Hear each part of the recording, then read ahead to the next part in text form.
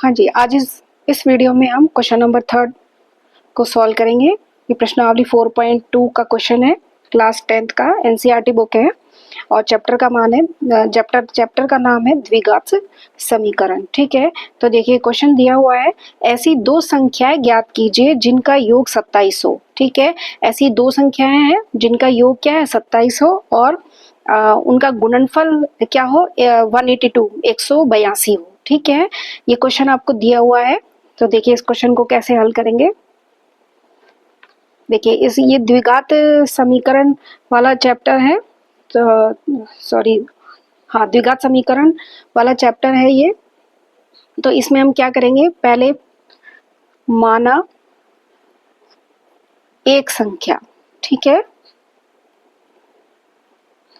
माना एक संख्या हमने क्या मान ली, x। ठीक है, तो देखिए तो दूसरी संख्या क्या होगी,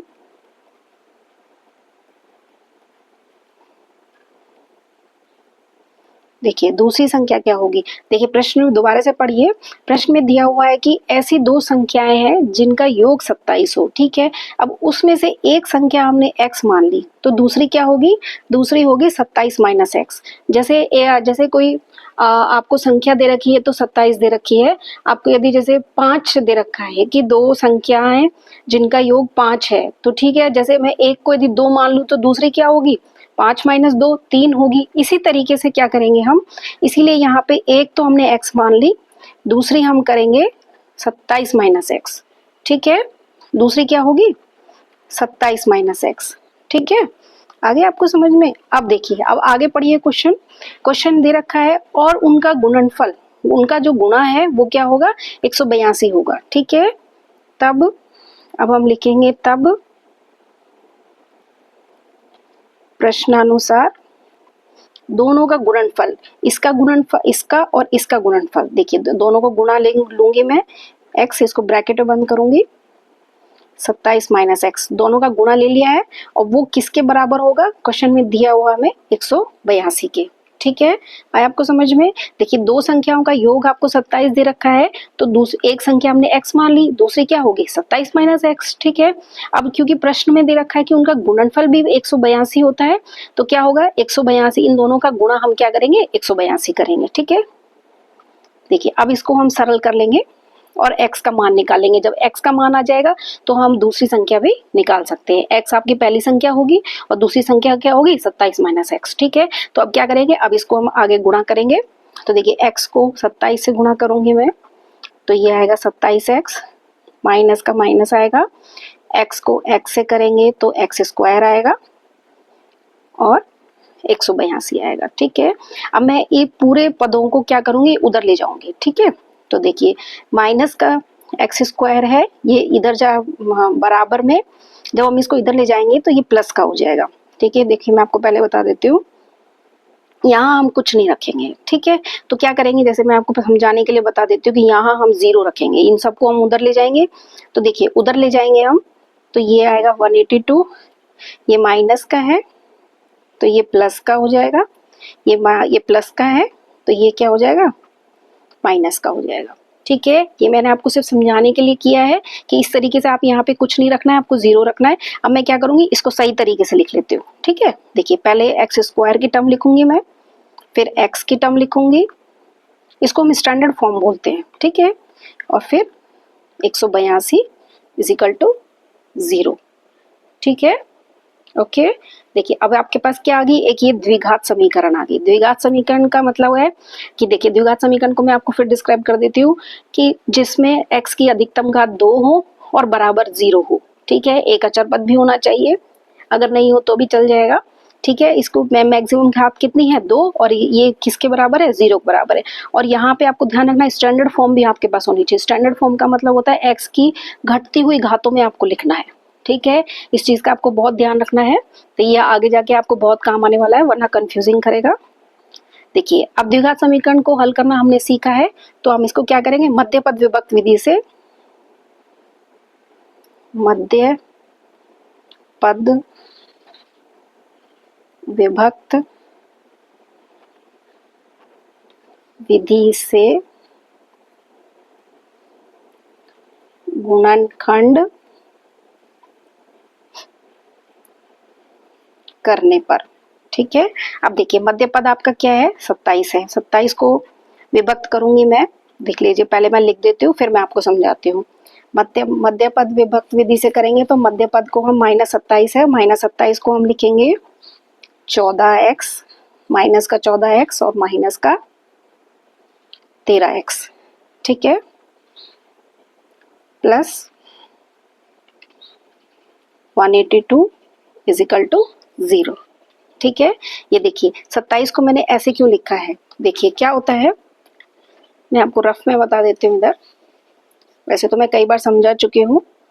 देखिए क्या होता है, मध्य पद को हम जैसे -27 है, इसको इस तरीके से विभक्त करना है कि उनका जो गुणा होगा वो पहला पद और अंतिम पद का गुणा होगा। पहला पद अंतिम पद 182 और प्रथम पद क्या है, x²। ठीक है, तो ये होना चाहिए। ठीक है, तो देखिए अब 27 को मैं करती हूँ, जैसे मैं 27 को पहले माइनस का bx और 20x माइनस का 7x लिख लेती हूँ। लेकिन अब देखिए इनको मैं गुणा करती हूँ तो ये मेरे पास आएगा प्लस का x² और डिजिट इसमें आएगा 140। ठीक है, तो ये हमारे पास नहीं आया है। ठीक है, इसीलिए हम इसको क्या लेंगे, धीरे धीरे इसी तरीके से बढ़ते हुए चले जाएंगे और फिर एक बार हमारा क्या आ गया, जैसे माइनस का 14x और जब हम 13x लेंगे तो इन दोनों का गुणा क्या होगा, ये आ जाएगा।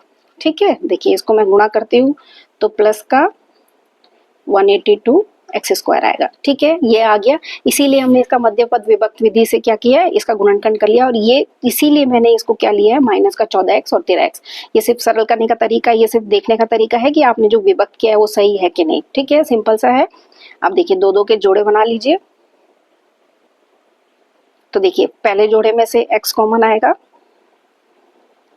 अंदर एक x बचेगा क्योंकि x² है, एक x हमने बाहर निकाल लिया, माइनस का माइनस आएगा, एक 14x में से x बाहर निकाल लिया तो 14 आएगा, माइनस का 13 मैं बाहर निकालूंगी, कॉमन निकालूंगी तो यहाँ ओनली x बचेगा और चूंकि माइनस भी मैंने बाहर निकाला है इसीलिए साइन चेंज हो जाएगा और 182 में मैं 13 का भाग दूंगी तो 14 आएगा।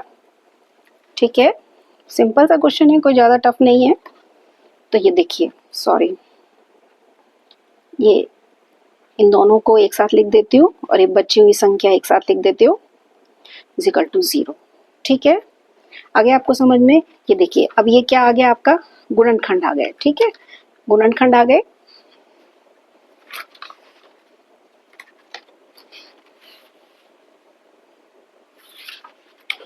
अब देखिए मैं आपको यहाँ बता देती हूँ आगे। ठीक है, अब क्या करना है आपको,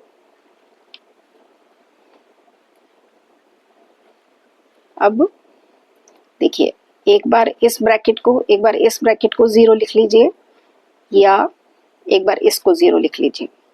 ठीक है, 0 कर दीजिए, बराबर के 0 कर दीजिए। ठीक है, या लगाना बहुत ज़रूरी है बीच में, इस चीज़ का आप ध्यान रखिएगा।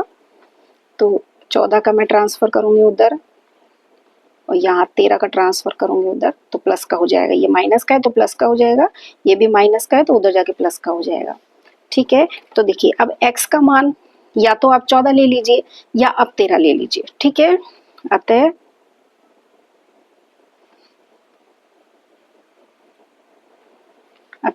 पहली संख्या आएगी 14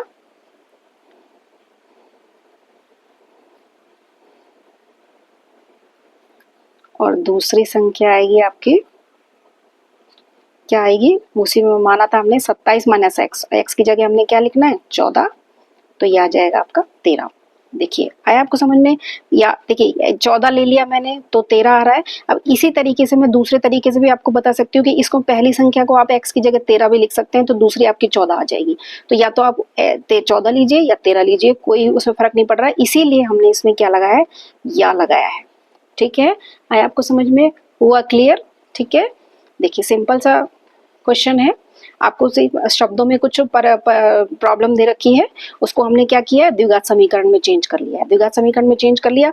अब देखिए जब द्विघात समीकरण में चेंज कर लिया तो आप इसे गुणनखंड, आपको x की वैल्यू निकालनी है। x की वैल्यू निकालने के लिए आपको गुणनखंड करने पड़ेंगे और गुणनखंड निकालने के बाद आप उसको क्या करेंगे, बराबर में 0 रखेंगे, या आप ऐसे भी कह सकते हैं कि द्विघात समीकरण के क्या है, हमें मूल निकालने हैं। मूल निकालने हैं, इंग्लिश में हम इसको रूट बोलते हैं कि रूट्स निकालने हैं। ठीक है, रूट्स निकालेंगे तो इस तरीके से देखिए, इसको इस तरीके से 0 के बराबर रखेंगे। शून्य देखिए, बहुपद में हम शून्य बोलते हैं और द्विघात समीकरण होती है उसमें हम क्या करते हैं, मूल बोलते हैं। ठीक है, इस तरीके से हम निकालते हैं। कभी कभी कॉम्पिटिटिव एग्जाम में ये पूछ लिया जाता है कि आप मूल निकालिए या शून्यक निकालिए, तो जो भी आपको दिया होता है उसको बराबर में 0 कीजिए और उसकी वैल्यू निकाल लीजिए x की, जो भी आपको चर दे रखा है। ठीक है, आया आपको समझ में, हुआ क्लियर? Okay, thank you.